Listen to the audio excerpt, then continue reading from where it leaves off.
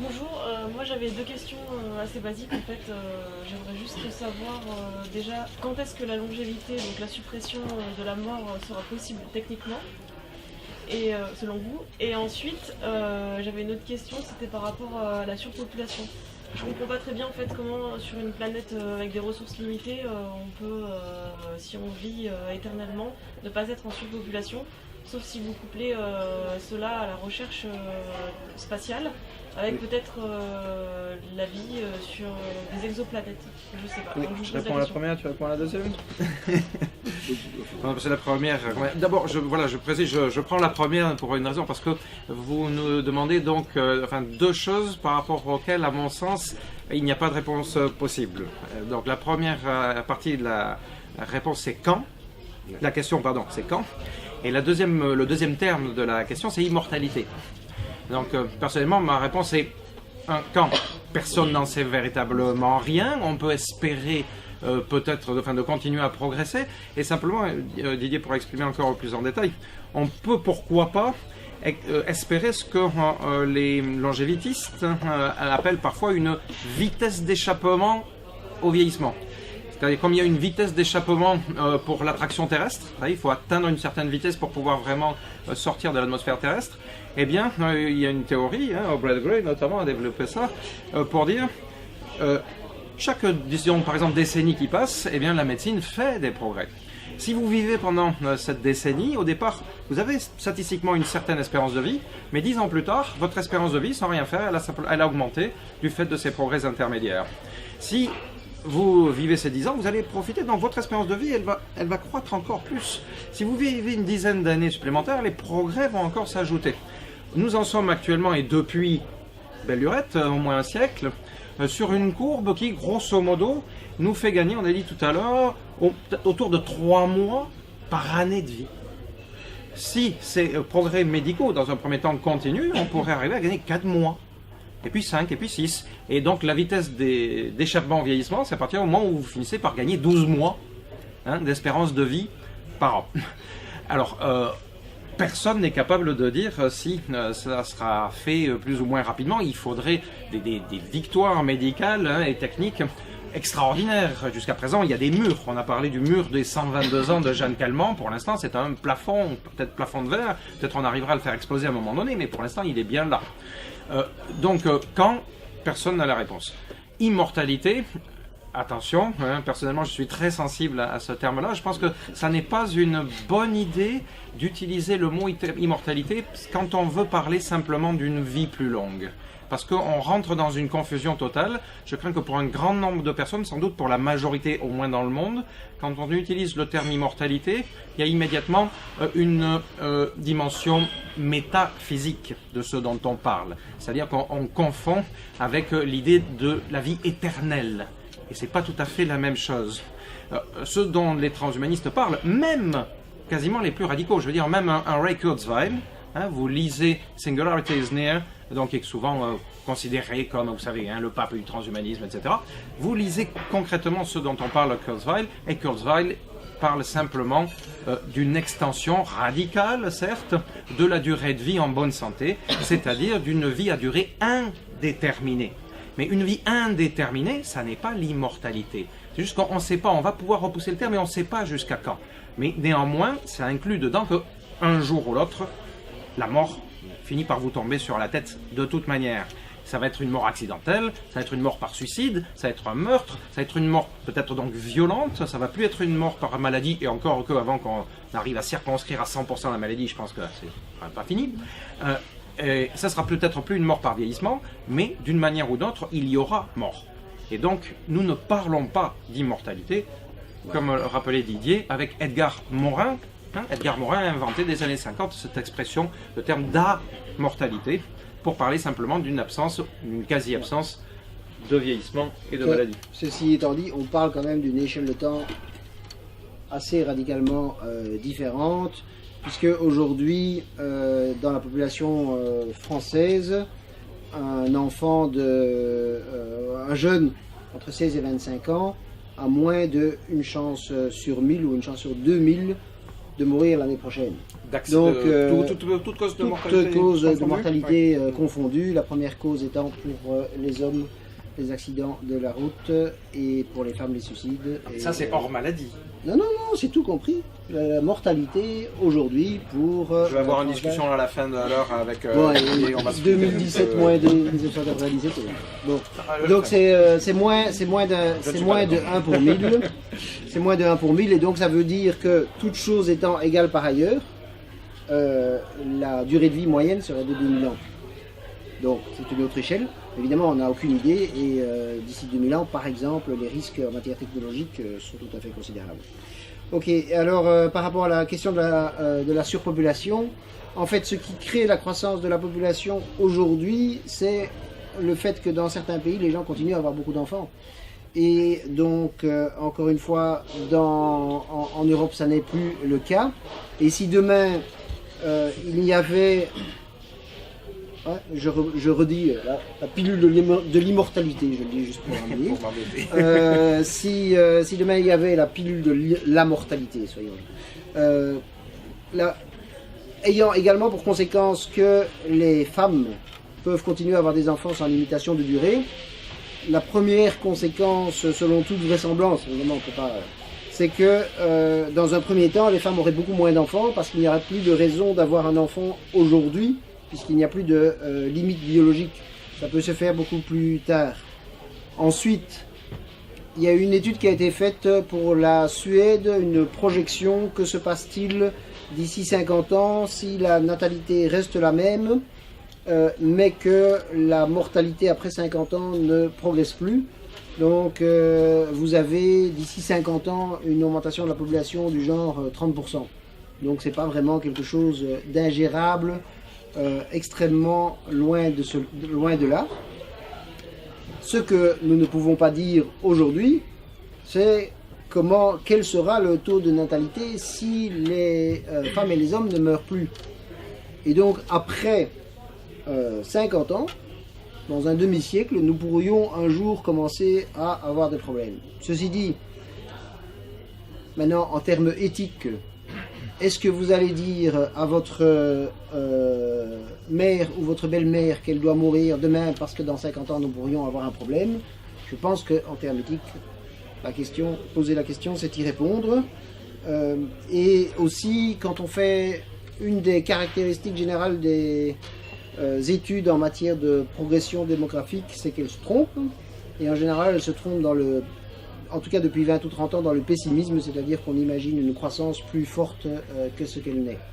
Nous sommes aujourd'hui dans un pays comme la France, mais aussi nous sommes aujourd'hui dans quasiment tous les pays du monde, à l'exception d'une partie de l'Afrique, non, à l'exception de l'Afrique subsaharienne et à l'exception de certains pays de la péninsule arabique, mais pour tout le reste, peut-être l'Afghanistan, enfin, pour quasiment tout le reste du monde, nous sommes beaucoup plus proche de 0 enfants par femme que du nombre d'enfants par femme qu'il y avait il y a à peine un siècle.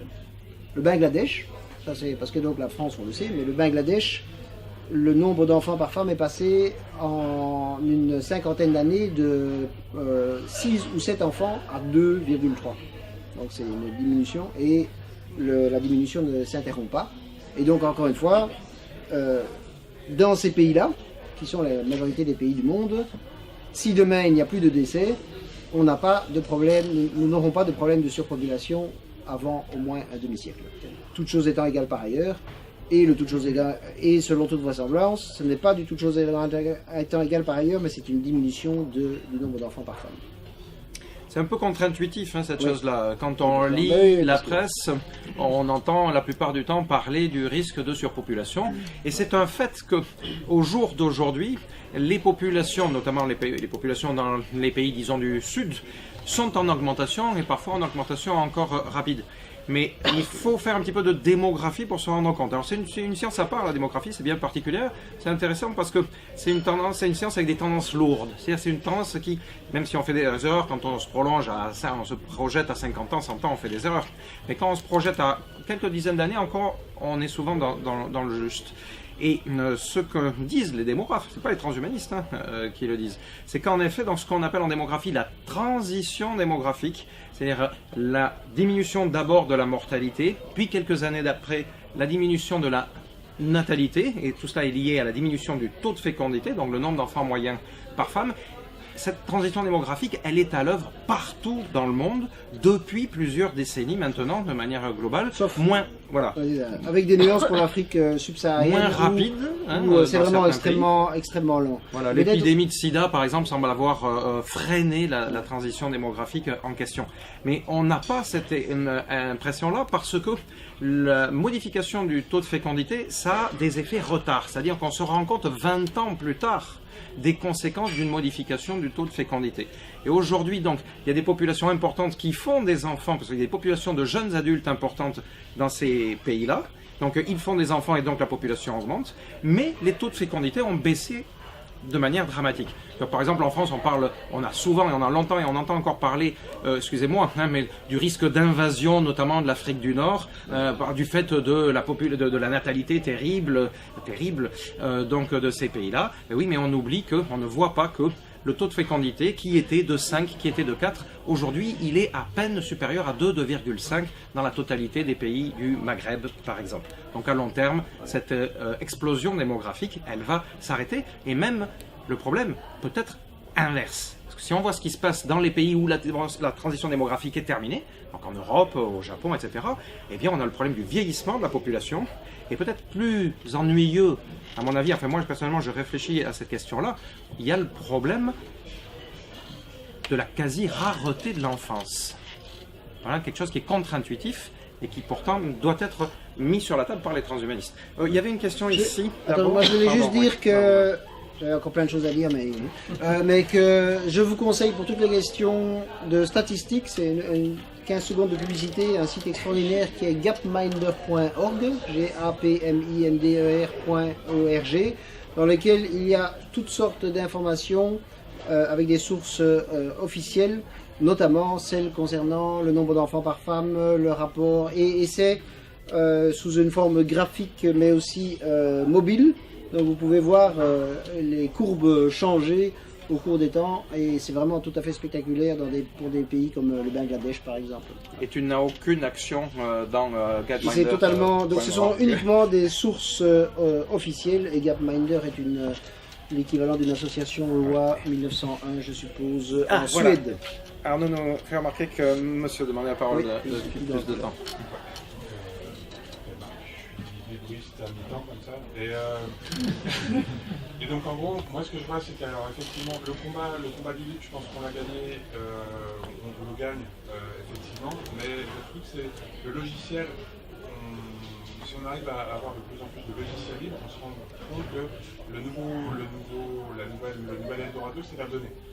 Quand on s'intéresse à l'évolution finalement il y avait Alexandre Laurent qui avait fait une table ronde au Sénat où il disait qu'effectivement la médecine allait être poussée par l'IA. Sauf que l'IA, et il le disait bien dans son truc, l'IA elle est poussée non pas par les algorithmes, mais par la donnée. Et la donnée, c'est la façon dont les gens interprètent finalement leur patrimoine, cartographie et ainsi de suite. Et donc du coup, par contre, les réservoirs de données vont coûter extrêmement cher. Moi, ce que je me demande, c'est comment économiquement, alors vous avez dit ce sera pour tous, simplement, moi je me rends compte qu'aujourd'hui, pour tous, aujourd'hui, par exemple, des trucs qui me paraissent. Il y a une pression, par exemple, pour la nourriture. On voit bien qu'il y a quand même une bonne partie de la population qui crève de faim. Il y a une pression il y a plein de choses qui nous paraissent être des droits fondamentaux et qui sont accessibles à pas beaucoup de gens finalement. Donc du coup, qu'est-ce qu'on peut faire, nous en tant que libriste, peut-être à mi-temps ou plus, pour essayer d'amener une espèce d'équité dans la technocorrection. Moi, je me pose pas la question en termes de philosophique, machin, ça viendra. Je veux dire, il y a clairement des gens qui mettent le paquet là-dessus, il y a des millions qui sont dépensés. C'est en cours et on ne va pas équiper. Alors par contre, je suis pas en train de parler d'immortalité, mais l'interaction entre la biologie et l'électronique et notre capacité finalement à améliorer des conditions de vie, sans savoir combien de temps, elle viendra. La question, c'est comment on fait pour la rendre accessible à tous. Enfin, très vite, parce que je sais pas, moi ma partie de la réponse, hein, j'ai l'impression de l'avoir déjà donnée. D'abord, il n'y a pas de recette miracle, et ensuite, je pense qu'il y a des forces en jeu énormes qui ne tirent pas forcément dans le sens de l'accès à tous. On est dans une société, un modèle économique et politico-économique dominant qui, moi, me donne l'impression plutôt de tirer dans l'autre sens. Donc, je dirais le pire à la, je sais pas, Elysium, si vous voulez, si vous avez vu le film, n'est pas exclu. Je dis simplement qu'il y a des luttes acharnées qui se pointent devant nous. Et simplement, je dis le meilleur n'est pas exclu non plus, c'est-à-dire que les luttes en question, rien ne dit qu'elles soient perdues d'avance. Il y a une quantité de domaines dans lesquels on peut constater que on a réussi à intégrer de la régulation, on a réussi à intégrer, à faire valoir une redistribution d'un certain niveau, peut-être insuffisante, mais enfin qui existe quand même à un certain point, à un certain degré. Il y a des logiques internes aussi au système dominant qui fait que le smartphone, finalement, c'est plus intéressant dans ce modèle politico-économique qu'il arrive même dans les mains, je veux dire, de tout le monde, quasiment en fin fond de brousse ou de forêt vierge. Donc la logique du système fait que ça reste accessible et on peut plus ou moins choisir de s'en servir ou pas. Donc tout ça fait que donc oui, il y a aussi des espoirs. Je dirais que ça devienne accessible au plus grand nombre. Mais encore une fois, je pense que notre responsabilité, c'est vraiment de se saisir de ces questions-là dans un sens politique. C'est-à-dire qu'il va falloir faire pression sur le politique. D'abord, la première chose pour laquelle il faut faire pression sur le politique, c'est qu'il faut le réveiller, le politique. Hein, pour l'instant, le politique, vous lui parlez transhumanisme, il s'en va en courant, ou alors il réagit même pas parce que c'est pas dans son champ auditif. Voilà, déjà il faut faire un gros travail là-dessus, et ensuite, une fois qu'il aura commencé à bouger vraiment, alors on pourra essayer de tirer dans une direction ou dans une autre. Ouais. Oui, moi il y a quand même quelque chose que je ne veux pas laisser passer dans le... il y a de plus en plus de gens qui souffrent de la faim. Non. Je veux dire, moi ça fait plus de 30 ans que je verse... C'est pas tout à fait ça qu'il a dit. Il y avait encore beaucoup. Il y a encore beaucoup, ok, oui, d'accord. Il y a encore beaucoup, c'est pas la même chose. Mais donc ça fait plus de 30 ans que je verse une partie non négligeable de mes revenus pour des organisations luttant contre la faim dans le monde. Et juste pour vous expliquer pourquoi un jour j'ai commencé à m'intéresser à la longévité, je me disais toujours c'est pour lutter contre la faim dans le monde et les maladies aisément évitables. Et donc je me suis demandé, tiens, c'est quoi les maladies aisément évitables? Et je me suis aperçu que il y avait donc des gens qui pensaient qu'on pouvait mettre fin aux maladies au vieillissement, et c'est de là que... voilà. Et aujourd'hui, dans le monde, c'est toujours beaucoup trop, mais il n'y a plus que environ 11%, enfin entre 9 et 11% des gens qui n'ont pas suffisamment à manger. Et donc depuis une dizaine d'années, la malnutrition touche plus de gens par l'aspect manger, avoir trop, avoir un excès de calories, que avoir un déficit de calories dans l'ensemble de la planète, ce qui signifie notamment que depuis maintenant au moins 10 ans, toutes les questions de pénurie de nourriture sont uniquement des questions politiques et ne sont plus du tout des questions de mise à disposition de nourriture. Donc c'est plus du tout des questions de il manque de la nourriture. Et alors je voudrais quand même être relativement précis sur sur ce sur quoi il faut se battre au point de vue de l'accès aux données. C'est pour se battre pour un accès public aux données avec consentement éclairé et une mise à disposition collective de ces données. De manière générale, je vois peut-être que je ne suis pas clair dans ce que je veux dire, donc on peut en rediscuter encore après, mais pour moi ça c'est un des enjeux, donc pour le moment je ne sais pas exactement, enfin oui, une petite nuance vite en passant. Tous les instruments de mesure des données, par certains aspects, ils sont encore totalement, en matière de santé, ils sont encore totalement approximatifs. Donc moi là-dedans, j'ai 3 choses qui mesurent le nombre de pas. Et il n'y en a pas un seul qui donne le même résultat que l'autre. Donc bon, ça c'est vite en passant. Mais ça, c'est les données qui sont là, elles appartiennent à Apple peut-être. Donc si pour les données de santé, on arrive à ce que ces données soient accessibles à des autorités publiques moyennant le consentement, c'est une des garanties à permettre les développements médicaux dans ces horizons-là. Voilà. Il y avait... Oui, et puis je ne sais plus qui était avant. Monsieur devant, oui, monsieur devant, puis ensuite à gauche, je pense. Je vais être un peu provocateur, mais est-ce que vous n'avez pas peur avec le transhumanisme de créer des dictateurs immortels ou immortels, genre on peut se dire si Staline ou Mao ils seraient encore là, ça aurait perduré, les dictatures auraient pu perdurer dans leur pays. Et d'une manière plus générale, étant donné que la société va vers la robotisation et donc vers une baisse du temps de travail, les politiques n'ont pas encore bien capté, pas tous certains, mais donc le fait donc qu'on va moins travailler et qu'on va vivre plus vieux, comment vous envisagez une société où finalement les gens auront beaucoup plus de temps libre? Alors bien sûr on va dire on va voyager, on va faire de l'art, on va faire de la musique, et peut-être qu'à un moment on va s'ennuyer aussi parce que comme pour paraphraser un autre célèbre, l'éternité c'est long, surtout à la fin. Donc comment vous envisagez la société transhumaine? Alors, il y a aussi il y a des gens qui souhaitent l'immortalité alors qu'ils s'ennuient déjà le dimanche après-midi quand il pleut. Donc non. Premièrement, par rapport à la question, est-ce que vous ne craignez pas que les... Donc premièrement, la majorité des dictateurs ne meurent pas dans leur lit, mais par violence. J'ai pris deux exemples. Il y a des exemples, il y a des exceptions, mais ok.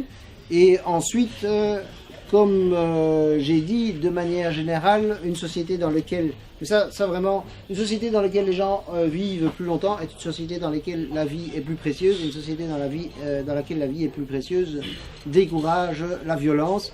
Moi, j'aime bien donner. J'aime bien. Non, c'est pas un postulat. Non, ça n'est pas un postulat. Et donc, je vais vous donner. C'est un postulat très Et donc, non, ça n'est pas un postulat. Et je vais vous donner un exemple précis par rapport à cela.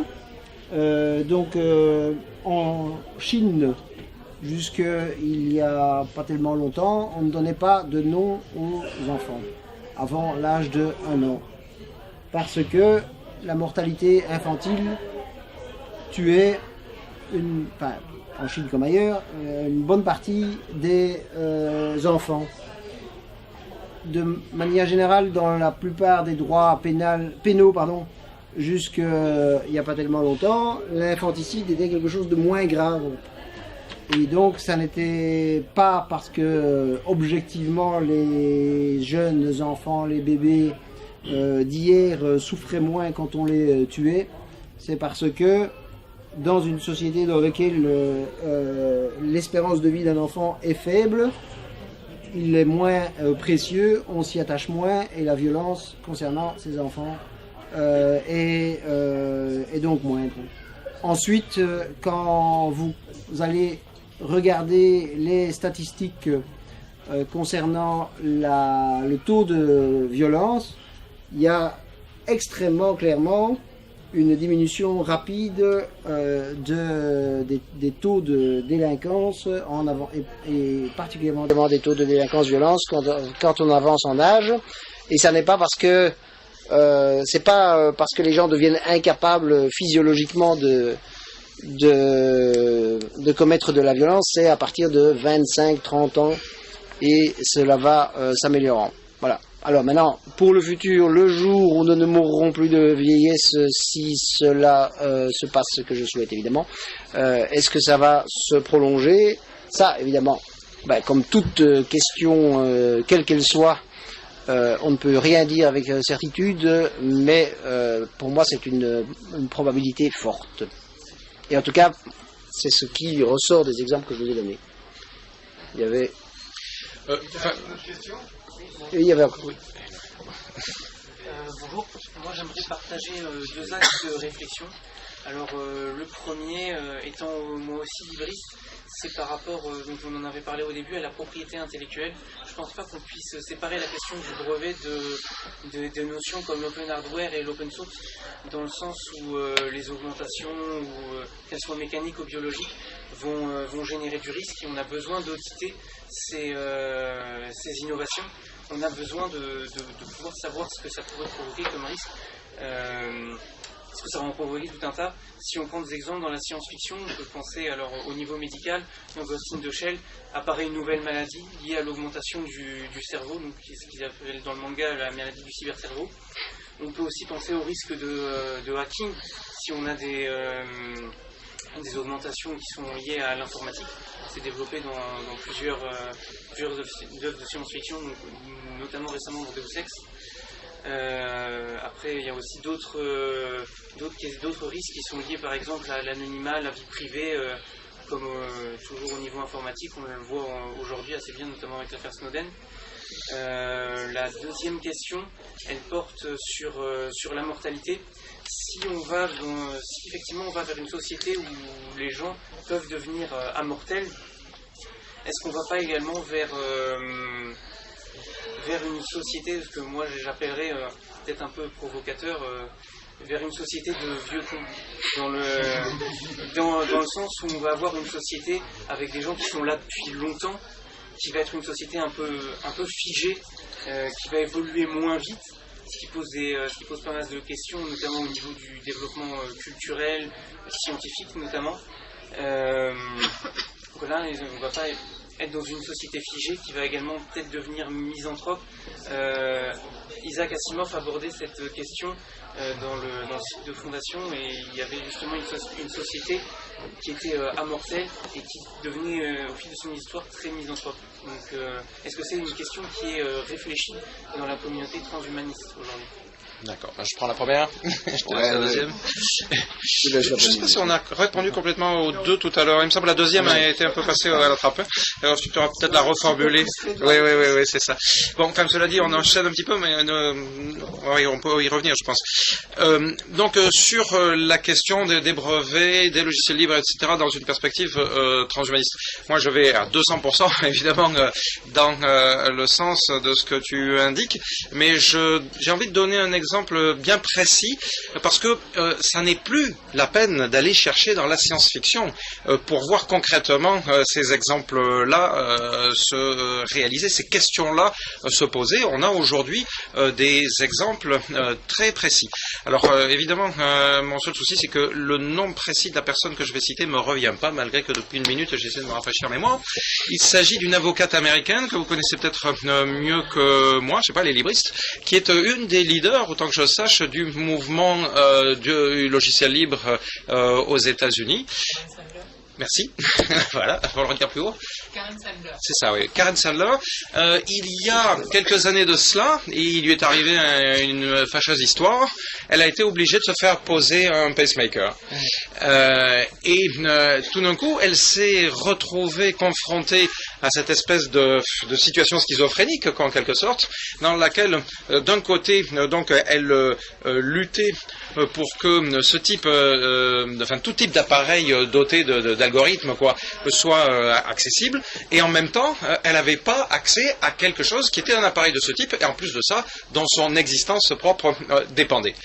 Alors, quand elle s'est retrouvée face à cette contradiction, eh bien, elle a fait des pieds et des mains, elle a fait tout ce qu'elle a pu pour aller au bout, c'est-à-dire exiger d'avoir accès au code source, et même dans l'idéal, exiger qu'il n'y ait pas de propriété qui soit déposée sur cet objet-là, qui était en train, d'une certaine manière, de devenir, alors je ne sais pas comment le dire en américain, mais dans le droit français, on dit partie constituante de la personne.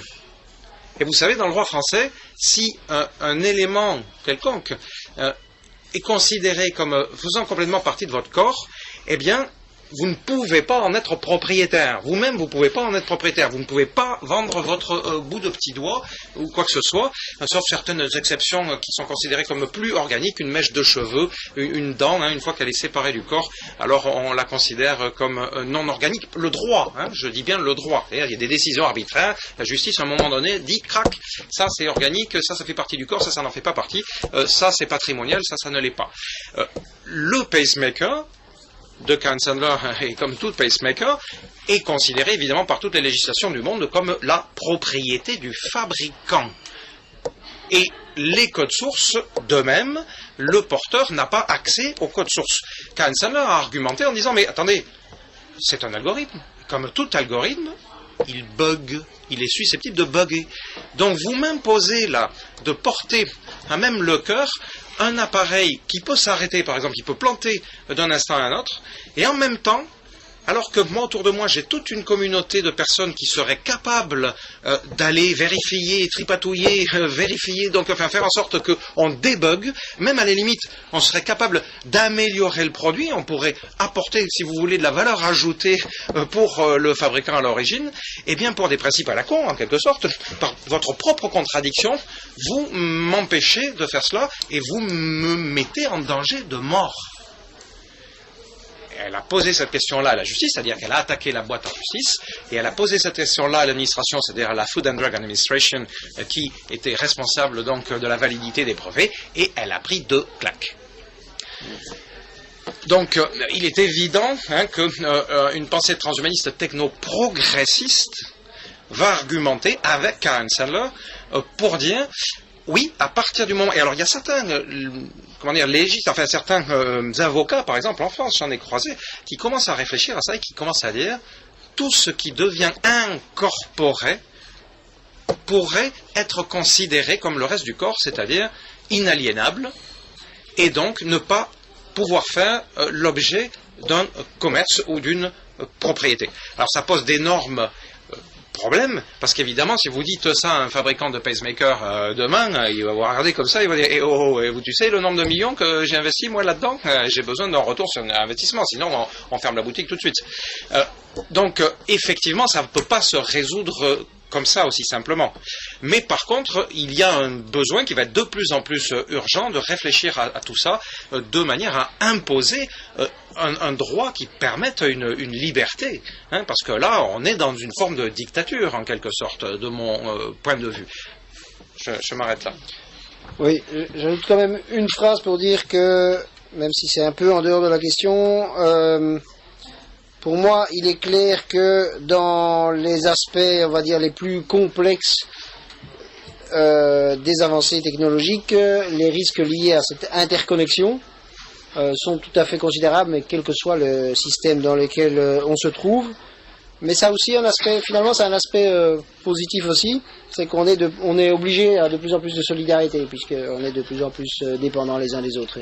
Et parfois, on reproche aux transhumanistes d'être pour moins de solidarité, alors qu'en fait c'est juste, je dirais, le contraire de ce point de vue-là. Maintenant pour votre question, donc la réponse est non évidemment, mais pourquoi pourquoi est-ce que donc on ne serait pas dans une société plus figée si les gens vivaient beaucoup plus longtemps?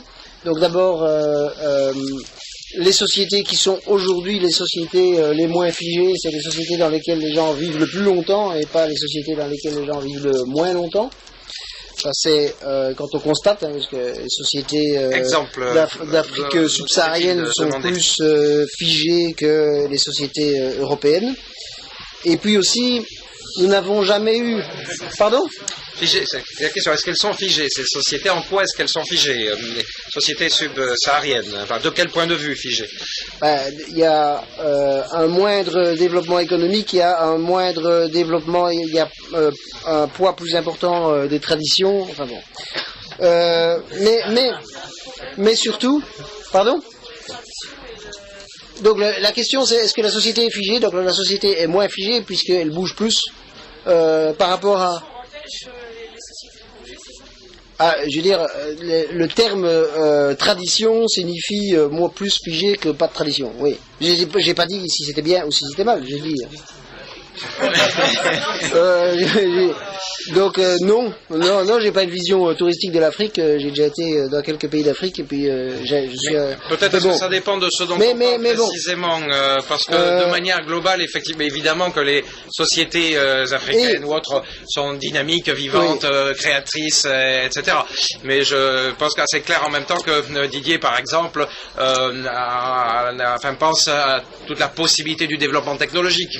Donc bon, je sais pas si on prend ce critère là, la possibilité de création technologique, si on regarde les 2 derniers siècles, là je pense qu'on va être d'accord. Donc voilà, simplement il faut préciser de quel type de dynamisme. Et alors peut-être maintenant, pas juste. Bien sûr. C'est pas le fait, c'est évidemment pas le fait d'être africain, d'être animiste ou de fait je sais pas quoi qui empêcherait d'être inventif, bien entendu. Il me semble pas que j'ai dit ça. Mais bon. Non.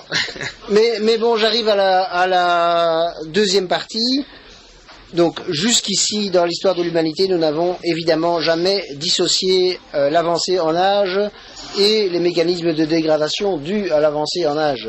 Donc si demain nous pouvons ne plus mourir de maladies liées au vieillissement, ça veut dire qu'il n'y aura plus de processus de dégradation liés au vieillissement, ça c'est tautologique. Et donc cela veut dire que tout ce qui sclérose les gens, au sens strict d'ailleurs, et au sens figuré, ne sera plus là. Et de manière générale, en fait, y a cette idée que les êtres humains ne changent pas et restent les mêmes. Donc, je suis suffisamment vieux pour savoir que j'ai rien à voir avec ce que j'étais quand j'étais jeune et de gauche, sauf que je suis encore de gauche. Mais voilà. J'ai dit, on n'est plus, on change.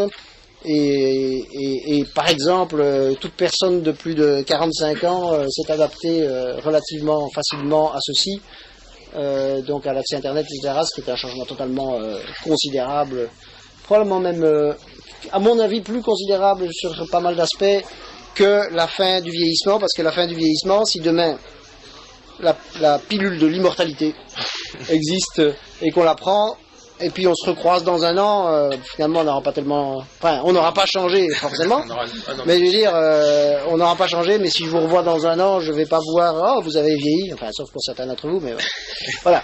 J'ai envie de rajouter deux éléments à ce questionnement qui est, à mon sens, vraiment très important. D'abord, je pense que quand on se pose ces questions-là, encore une fois importantes et assez naturelles, je crains quand même qu'on réfléchisse avec les éléments qu'on a sous la main en ce moment. C'est-à-dire, par exemple, on pense à la place de la jeunesse aujourd'hui ou dans les siècles passés. Et encore, en général, on ne réfléchit pas vraiment au siècle passé, parce que la place de la jeunesse dans les vraiment lointains siècles passés, c'était encore tout à fait autre chose. Vous ne savez peut-être pas, mais enfin, l'enfant, par exemple, n'avait pas de place. Il n'existait pas. Dans le siècle passé, si on remonte dans un peu plus de 200 ans, l'enfant, en tout cas, il n'avait pas vraiment d'importance, de statut au niveau social. Il comptait, enfin, justement, on craignait tellement, on savait tellement qu'il allait à 50% disparaître, en gros, dans les 5 premières années, que donc il avait une place, c'est pas qu'il existait pas du tout, mais enfin il avait une place beaucoup moins importante qu'aujourd'hui. Mais ce que je veux dire surtout, c'est que dans une perspective transhumaniste, si on essaie de s'inscrire là-dedans, de se projeter là-dedans, eh bien ce dont il est question, c'est Didier Kernel qui a proposé cette expression-là une fois, il dit tu vas me corriger, c'est de vieillir en pleine jeunesse. Si vous vieillissez, ou c'était David, je ne sais plus, si c'est la pleine jeunesse, c'est pas seulement la jeunesse apparente, c'est pas seulement la jeunesse des formes, c'est pas seulement l'apparence de la jeunesse, ça doit être la jeunesse de la pensée, le fonctionnement.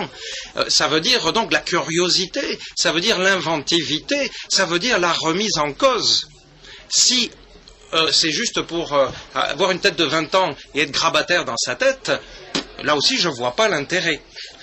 Donc cette perspective-là, c'est aussi la perspective d'une capacité à la remise en question quasi perpétuelle.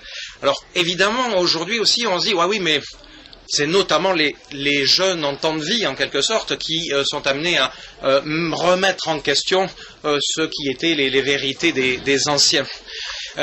il faut essayer de concevoir des sociétés qui soient assez créatrices, assez dynamiques elles-mêmes, pour qu'elles créent de la diversité, et que donc ces éléments de diversité soient en discussion entre elles quasi permanente, et donc en recherche de renouvellement permanent. Alors vous allez dire, ah ben, écoutez, là tu es dans une utopie totale. Oui, je suis dans une utopie totale, absolument. On ne fonctionne pas du tout comme ça. Aujourd'hui, on est tout au mieux dans les querelles des anciens et des modernes, et c'est comme ça que ça avance. Mais si vous nous posez la question, comment est-ce qu'on peut marier un transhumanisme avec l'idée d'un renouvellement, donc d'éviter de tomber dans la sclérose, eh bien alors il faut envisager toutes les hypothèses du transhumanisme. Et pour terminer, je me pose quand même une question. J'ai écrit un petit article il y a quelques mois sur cette question-là. Je pense qu'il ne suffit pas de conserver la jeunesse, au sens où on peut dire qu'une personne des fois de 90 ans dit oh, c'est formidable, il a gardé toute sa jeunesse, ou elle a gardé toute sa jeunesse, c'est-à-dire la jeunesse de la pensée. Il y a également, je pense, besoin de la présence au moins symbolique de la jeunesse dans les sociétés. Je pense que c'est une dimension importante. En tout cas, je ne sais pas qu'est-ce que pourrait devenir des sociétés dans lesquelles cette dimension, par exemple, visuelle, aurait quasiment disparu. Parce que, par exemple, je réfléchis au fait que la présence des enfants, des petits-enfants, parmi nous, ça a vraiment une réelle importance sur la manière dont on bâtit nos valeurs. Je pense dans toutes les sociétés de la planète. Et donc l'hypothèse que cette présence-là, ça amenuise considérablement, ça pourrait vraiment me poser des problèmes. Alors cela dit, je réfléchis dans les deux sens, je me dis en même temps, oui, mais de notre côté, regardons les chiffres, regardons la démographie. La présence des enfants dans une société comme la France, c'était 1 sur 2, une personne sur 2, il y a 200 ans. Et aujourd'hui, la présence des enfants dans notre société, dont on se dit pas, enfin, allez, je sais pas, c'est un grabataire un petit peu beaucoup, je sais pas, c'est maintenant moins de 25%, et on galope vers les moins de 20% dans quelques années. La présence des enfants, ce sera moins de 20% dans nos sociétés. Est-ce que, sur ces 200 dernières années, nos sociétés se sont sclérosées? Est-ce qu'elles sont devenues incapables de créativité, que ce soit technologique, esthétique ou quoi que ce soit? Moi, personnellement, si je regarde sur les 200 dernières années, j'ai l'impression que c'est tout le contraire. Qu'au contraire, la diminution très forte de la présence des enfants dans nos sociétés a été accompagnée, alors c'est peut-être juste une corrélation, hein, mais je constate qu'elle a été accompagnée plutôt par une explosion de créativité, que ce soit dans le champ technologique ou dans le champ esthétique, par exemple. Et j'essaie de réfléchir, je me dis pourquoi, qu'est-ce qui explique cette corrélation, qu'est-ce qui peut l'expliquer? Bon, alors il y a certaines raisons, par exemple, je pense qu'en effet, par la diminution du nombre d'enfants en proportion dans nos sociétés, eh bien nos sociétés, par exemple, ont donné davantage de valeur à l'enfance. Le fait qu'il n'y ait plus un enfant sur 2 qui meurt dans les 5 premières années a fait que l'enfance est apparue. On a donné beaucoup plus d'importance. On a eu plus de moyens, d'accord, en termes purement financiers, à consacrer à l'enfance, et on s'est mis, depuis le 19e siècle, à inventer, par exemple, cette chose-là, quelque chose d'extraordinaire, qui est l'éducation gratuite et obligatoire.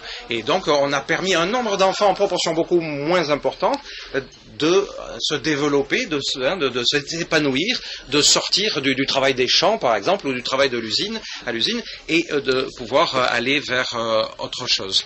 Donc voilà, ça n'est pas systématique que la diminution de l'enfant se traduise par une sclérose. Cela dit, sur le très long terme, là aussi, rien n'est gagné. Ça demande des transformations sans doute considérables. Arnaud, dis-nous. Il reste 20 minutes avant qu'on descende. On va avoir des questions et des réponses courtes. Oui. Il y avait une question qu'on avait oubliée de ta part. Oui, mais par rapport à la société que vous voyez dans un monde où les gens travaillent moins. Ah oui, la réduction du temps de travail. Ah oui. Ouais. Je me mets le chrono parce que moi je suis incorrigible, sans rire. Et donc, je sais pas, on peut essayer de se dire 2 minutes par réponse et on peut peut-être arriver à se dire beaucoup de choses encore comme ça. Hein? Tu crois qu'on y arrive? Non. Vas-y.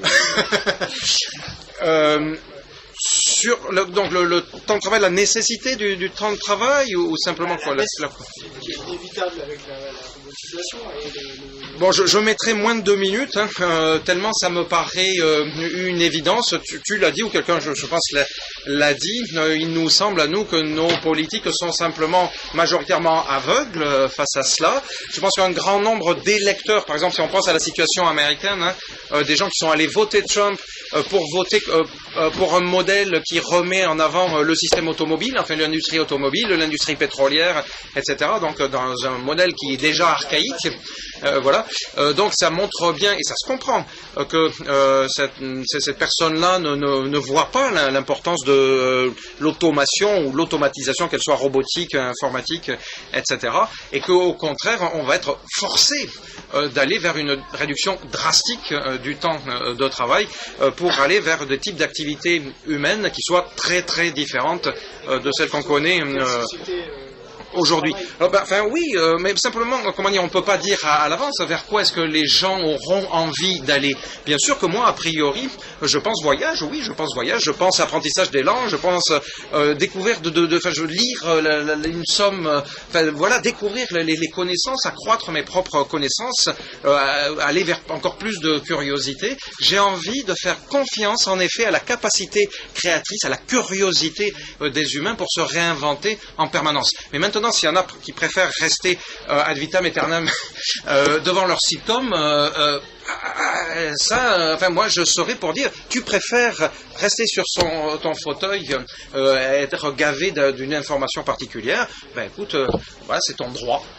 Et donc tu peux être libre de ça. En même temps, simplement de mon côté, je continuerai à essayer de lutter pour que la société fasse pas tout pour qu'il ait envie de bouffer juste ce genre de nourriture intellectuelle, et de lui proposer autre chose. Moi, je voulais une 56-90. Ouais. Moi, je vais faire une minute pour dire la première chose, c'est que dans certains cas, on peut avoir les moyens technologiques de réduire le temps de travail sans le faire. Ça, c'est important. Je donne toujours l'exemple du métro de Lille. Ça fait plus de 30 ans que le métro de Lille fonctionne de manière totalement automatisée, sans aucun accident. Et donc, ça fait plus de 30 ans que techniquement, on ne devrait plus on pourrait ne plus faire de métro avec des conducteurs et on continue à les faire. Ça, c'est la première dimension. La deuxième dimension, puisque je voulais parler la question du bonheur encore un petit peu, si tout va bien, et que donc l'automatisation permet de réduire tout à fait considérablement le temps de travail et qu'on arrive à créer une allocation universelle, donc un revenu de base pour tout le monde parce que la production ne demande plus de travail manuel, et que ces réductions du temps de travail de manière pas des gens qui ne font rien et qui sont en dehors de la société, mais tout le monde qui travaille très peu ou pas, ou même pas du tout. À ce moment-là se pose la question de que faire dans une société dans laquelle le travail n'est plus la condition pour faire fonctionner la société. Et donc j'aime bien la réponse, mais c'est une des réponses possibles apportées par Arthur Clarke il y a déjà 40 ans, je pense. C'était le but du futur, c'est le plein chômage, comme ça nous pourrons jouer. Donc c'est avoir une société dans laquelle on a des activités qui sont des activités enrichissantes et qui remplacent le travail et qui sont toute la société des loisirs. Mais c'est une question pour laquelle je voulais encore dire que la question du bonheur est toujours une idée neuve. Et alors on pourrait, mais ça dépasserait très largement là, les 60 secondes, parler des augmentations possibles en matière cognitive pour nous rendre nous-mêmes plus heureux, mais là on ne va pas aborder, sinon on ne pourra pas répondre aux autres questions. Vaste débat. Oui, donc une seule question ici, d'accord. J'ai deux questions par rapport à la recherche spatiale, vous en avez parlé tout à l'heure. Et aussi par rapport à l'augmentation de l'humain, qu'est-ce qu'on peut faire maintenant et qu'est-ce qu'on pourrait faire, qu'est-ce qu'on pourrait envisager pour augmenter l'humain dans les prochaines années. Oui, il serait plus facile de répondre à la deuxième, à mon avis, qu'à la première question. Je dis, si on parle en termes d'augmentation, pour l'instant, si on parle en recherche spatiale, on y va aussi, mais on y va très lentement. C'est-à-dire, on y va dans le sens où il me semble clair que les spationautes, astronautes, cosmonautes, etc., font parmi des premières personnes à être testées du point de vue de leur capacité d'intégrer l'ensemble cybernétique dont on parlait tout à l'heure. Ça veut dire, par exemple, le dopage, ils connaissent. Ils sont alimentés, on leur fait déjà dans ce qu'ils respirent, etc. Donc, ils sont censés être optimisés pour les garder en vie d'abord. Ensuite, les garder conscients, capables de bien agir, et puis éventuellement réussir la mission au bout. Mais de notre côté, on est infiniment précautionneux, heureusement quelque part. Mais la logique transhumaniste, c'est en effet d'aller continuellement, indéfiniment, dans cette direction-là, de manière, par exemple, à adapter de plus en plus l'humain, toute sa partie biologique, à un voyage spatial éventuel. Vous savez, sans doute, vous avez pu lire, que dans les perspectives, par exemple, de conquête de Mars, eh bien, il y a tout un ensemble de contradictions qui disent, enfin, il y a quelques études qui sont sorties pour dire, les premiers colons martiens, on leur donne une espérance de vie d'environ je sais plus, c'est 2 mois, je crois, 60 jours, parce que, vous voyez, les rayons cosmiques, notamment, feront que l'organisme sera incapable de résister plus longtemps. Donc, Monsieur Musk, prenez quelques précautions, s'il vous plaît, avant de vendre les billets. Donc, ça, c'est par rapport à la première question. On y va, mais il faudra être patient. J'arriverai pas à répondre en moins de 2 minutes. La deuxième question. Didier, je sais pas si tu veux essayer d'y répondre, ou alors je me donnerai 2 minutes de plus pour la deuxième. Sur ce qui est possible au point de vue des augmentations, non, vas-y, je préfère. Parce que, alors, il y a beaucoup de choses de déjà possibles en termes d'augmentation, mais là aussi il ne faut pas rêver. Si on veut parler vraiment d'augmentation, c'est pas si extraordinaire que ça. Moi, je suis pas un auteur de science-fiction. Un des principes de l'association Technoprog, c'est la rigueur scientifique. Donc, on ne veut pas vendre la paume de perlimpinpin. Mais il y a des choses concrètes qu'on constate. Par exemple, prenons le domaine médicamenteux, je dirais. Il y a un certain nombre de substances qui ont commencé à être utilisées, testées plus ou moins, et dont on constate ou dont on espère, avec de bons espoirs, que ça puisse servir à de l'amélioration, augmentation. Terme d'ailleurs toujours ambigu, parce qu'amélioration, en fait, c'est subjectif. C'est moi qui constate que je trouve que ça m'améliore. Alors bon, les exemples peut-être les plus précis, c'est par exemple dans les sciences cognitives, c'est-à-dire par exemple des substances comme la Ritaline ou le modafinil, qui au départ sont des médicaments pour traiter soit dans les gens qui n'arrivent pas assez à dormir, le modafinil, ou le problème d'attention, le trouble de l'attention pour la Ritaline. Et certaines personnes se sont mises à les utiliser alors qu'elles sont en bonne santé.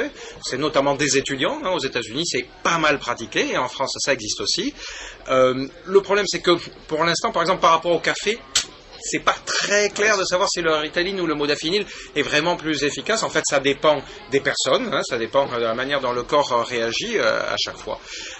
Mais on a le Conseil consultatif national d'éthique français, par exemple, qui a émis un avis en disant on ne sait pas, il faut étudier le problème, il faut que la médecine s'en empare, il faut que les médecins soient formés à ça. Donc c'est possible que ce soit vraiment des possibilités d'amélioration, augmentation. Je ne vais pas y arriver en 2 minutes, mais je vais citer rapidement également l'exemple de quelques prothèses qui peuvent être orientées vers une augmentation ou amélioration. Première prothèse, l'implant cochléaire, celui qui permet aux personnes sourdes de retrouver un certain degré d'audition. J'en ai parlé à monsieur Schneeweiss, qui a répondu à mon avis de manière trop rapide en disant que ce serait juste horrible parce que les personnes percevant les ultrasons, par exemple, trouveraient forcément ça horrible.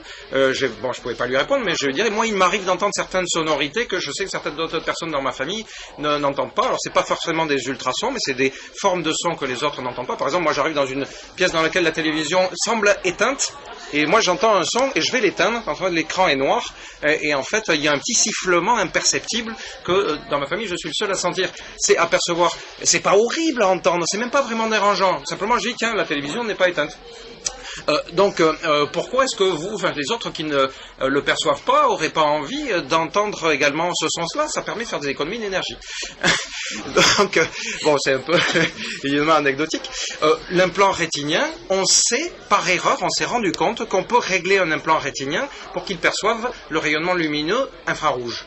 On le fait surtout pas parce que c'est en dehors de la thérapie. Donc quand c'est arrivé en expérimentation, on a vite corrigé parce qu'on voulait juste permettre à la personne, au patient, de repercevoir le champ visible de la lumière. Hein, donc noir-blanc, c'était juste ce qui était testé. Mais techniquement, ce serait tout à fait faisable. Troisième exemple, il est encore plus intéressant, mais je l'ai cité, je pense aussi, pendant le forum. Donc ces prothèses de membres supérieurs, dont les premiers exemples, il y a une dizaine d'années, n'étaient reproduits qu'en permettant la rotation à peu près naturelle du poignet, c'est-à-dire une rotation d'à peu près 180 degrés, et dont les dernières versions permettent maintenant une rotation infinie du poignet. Hein, je ne sais pas si vous avez vu les vidéos, par exemple, de Fabrice Sabre qui sont visibles, ou bien de Nigel Ackland qui sont visibles sur Internet, et vous voyez ces prothèses avec une rotation infinie. Donc moi je pose la question au-delà, qu'est-ce qui fait que pendant un temps, les équipes médicales et techniques ont choisi de limiter la rotation à 180 degrés, et qu'est-ce qui fait que tout d'un coup le corps médical se permet d'aller vers une véritable augmentation? Si on le fait pour les membres, pourquoi est-ce qu'on ne le ferait pas pour les implants cochléaires? Moi je connais des personnes qui sont porteurs d'un cochléaire et qui disent tiens, ça m'intéresserait de tester d'autres sonorités ou pourquoi pas donc se permettre d'aller vers la vision des infrarouges. Je pense que c'est des questions de tabou qui font que donc on ne se permet pas même de réfléchir à ces hypothèses. Enfin, je m'arrête là parce que j'ai dépassé je prends juste 2 minutes. 15 secondes pour dire dans le domaine de la longévité, donc en ce qui concerne vraiment des techniques avancées, pour ce qui concerne aller au-delà des limites 110, 115, 120 ans, pour le moment, il n'y a rien. Et d'ailleurs, si je pensais qu'il y avait quelque chose, je ne vous le dirais pas, non, sérieusement. Et d'ailleurs, c'est pour ça que nous militons par rapport à des recherches dans ce domaine-là. C'est parce qu'on n'y est pas encore. Voilà. Une précision quand même qui me semble importante, depuis l'année dernière et seulement l'année dernière, et pour la première fois dans l'histoire de la médecine, l'administration américaine, et la même Food and Drug Administration dont on parlait tout à l'heure, a accepté qu'une étude qui porte sur un médicament qui a montré pour l'instant seulement de manière empirique qu'elle était susceptible d'améliorer de manière importante, 7 ou 8 ans, l'espérance de vie, soit testée sur des personnes saines. C'est-à-dire que pour la première fois, on teste vraiment un médicament pour lutter contre le vieillissement comme une maladie. Ouais. Alors là, je voudrais quand même relativiser. D'abord, c'est pas 7-8 ans, c'est quelques années. Et puis, c'est jamais la durée de vie maximale. Hein, c'est avoir une durée de vie plus longue en moyenne. Voilà. Enfin, ce qui est important, c'est le changement. Mais donc, c'est le changement de paradigme. Okay. Et là, c'est vraiment la première fois. Je ne connais pas d'autres exemples pour l'instant, mais le fait que ça ait lieu une fois me paraît important. Moi, de cette prothèse qui a une rotation infinie, je suis très curieuse. Est-ce que les équipes scientifiques, médicales, les deux. En collaboration, si c'était un bon test de la plasticité du cerveau? Parce que si on a une prothèse qui est capable de tourner mieux que la main originelle, qu'est-ce qu'on peut faire de plus avec ça? Qu'est-ce qu'on peut créer? Quel genre de technologie peut en sortir? Et tester l'adaptation de la personne à cette nouvelle capacité. Alors, à ma connaissance, et j'ai discuté avec Fabrice Sabre de son vécu avec sa prothèse, donc je n'ai ni lu ni entendu dire qu'il se soit posé vraiment la question de la plasticité. Ils ont plutôt parié sur la plasticité du cerveau, mais ils ne pouvaient pas savoir à l'avance qu'est-ce que ça allait vraiment modifier du point de vue neural que tout d'un coup d'avoir cette prothèse-là. Alors ce qu'il y a, c'est que dans le cas d'un Fabrice Sabre, c'est bien particulier. Lui, c'est une personne qui a été amputée à l'âge de 4 ans. Et donc, on peut considérer, les neuroscientifiques considèrent qu'il n'a jamais vraiment développé la structure neurale qui correspond à son avant-bras et à sa main droite. Donc, il n'a pas cette difficulté, il n'y a pas de perturbation véritable. Simplement, grâce à sa plasticité neurale, eh bien, il a pu commencer à développer une représentation mentale de cette nouvelle main. Et ça, par contre, il en témoigne. C'est-à-dire qu'il dit que de temps en temps, il a des gestes qui sont inconscients, et qui correspondent à sa prothèse. C'est-à-dire que ça Déjà du transhumanisme, tu l'as dit. oui, vous pouvez. Enfin, du transhumanisme, je ne sais pas, lui, il ne se présente pas comme un transhumanisme, mais transhumain, si vous voulez utiliser ce terme-là. C'est-à-dire que là, il me semble bien qu'on peut parler d'augmentation. Il a quelque chose au bout de son bras quand il porte sa prothèse, que nous ne possédons pas, et il porte maintenant quelque chose. Il a une configuration neurale qui correspond à quelque chose qui n'existait pas, qui n'est pas naturel, etc. Bon bah, une dernière question. Enfin, c'est Arnaud, le maître du temps, et il nous Oui, dit... on va peut-être faire la dernière, toute dernière, parce que sinon, on va se retrouver. il est parti, La toute dernière. Ben, est-ce qu'il y a une toute dernière autre? Non, une fois, deux fois, trois fois. De toute façon, après, on est... Après, on va ouais. manger, on a l'estomac qui... CRISPR. CRISPR-Cas9. Oui. CRISPR-Cas9, en effet. Oui. Modifié génétiquement. Oui.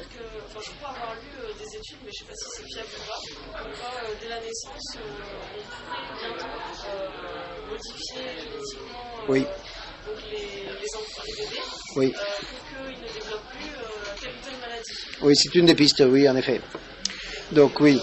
Mais c'est pas la seule piste, et donc, pour moi, le plus important, c'est les gens qui, aujourd'hui, les femmes et les hommes qui avancent en âge aujourd'hui, pour lesquels on peut imaginer des thérapies géniques qui changent ce qu'on a déjà, mais donc une autre possibilité, c'est effectivement des thérapies pour éviter certaines maladies, donc demain, donc pour les générations suivantes, oui.